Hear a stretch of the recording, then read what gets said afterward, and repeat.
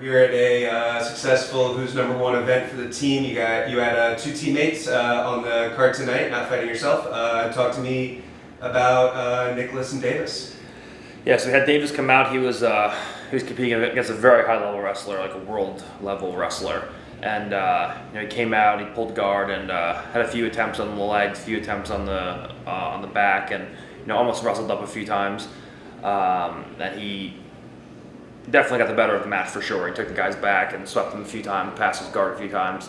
His opponent was able to heist back up to his feet and start wrestling again, and Davis had a hard time holding him down, but had a very convincing win over him, passed his guard, took his back, almost finished him at one point. His opponent had his hand up, ready to tap, and then Davis went to adjust the grip and he lost it. But very impressed with Davis. He had his first big performance on a big stage tonight, and he lived up to the hype. So I'm very happy for him.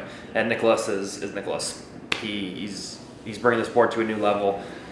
He's one of the only guys ever to go out there and predict submissions. He spray painted a triangle on the back of his gi, and he went out there and swept Pedro, passed his guard, mounted him, and triangled him. So I mean, what else can you really ask for?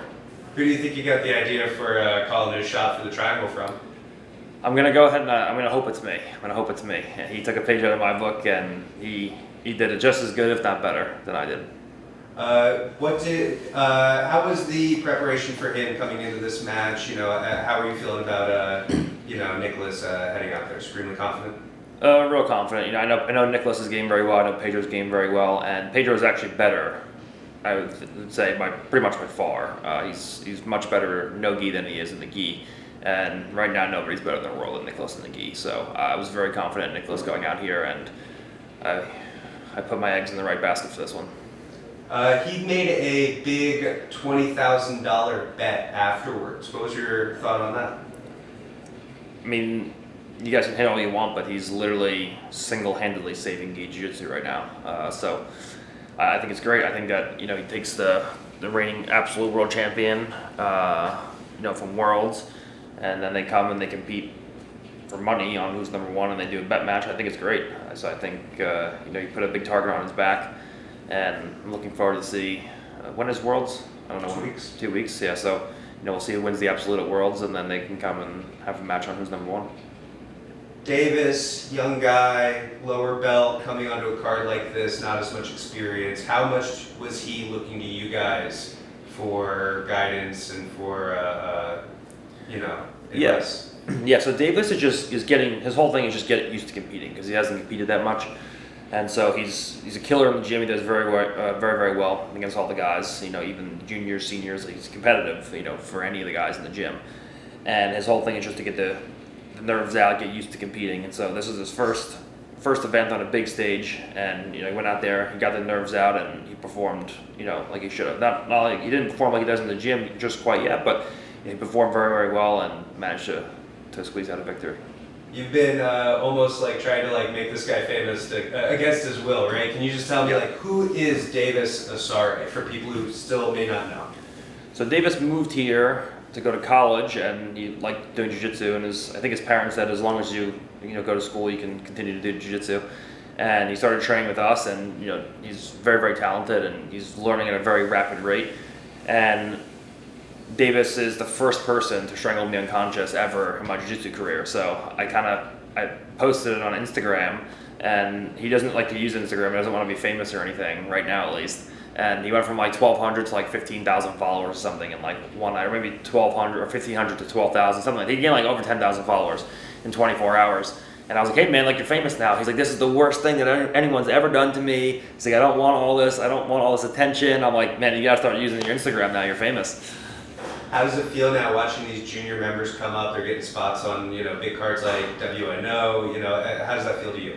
Oh, it's great. I think that, it's great for the sport. We need new up-and-coming guys. We need new stars. And, the older generation, the generation that, came before me is kind of being phased out now.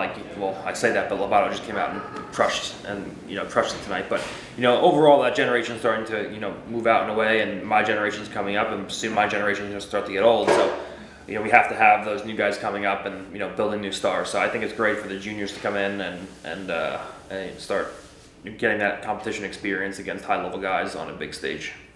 What else did you think of the card? Did anything else stand out on the 8-match card besides you guys? Yeah, I thought Isaac's guard passing was pretty impressive. He did a good job of staying past the hip line, and he was using some of the camping stuff and Torian the work that we do.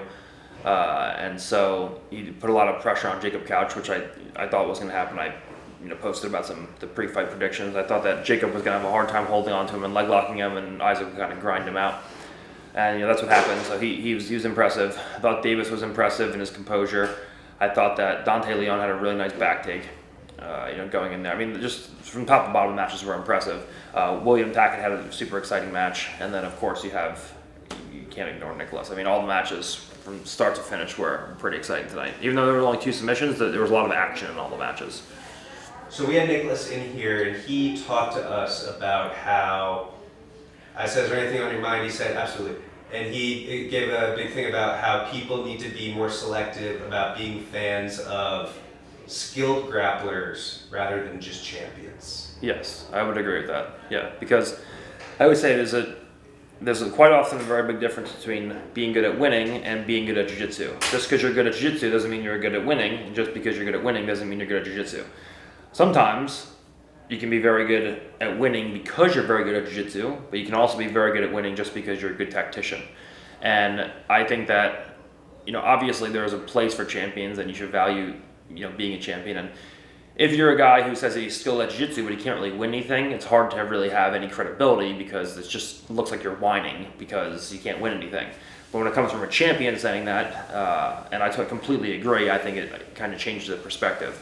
And so I think that we should have an emphasis on valuing people who are good at jiu-jitsu just to be good at jiu-jitsu rather than people who just do nothing, pitter-patter around, score an advantage, and they win ADCC.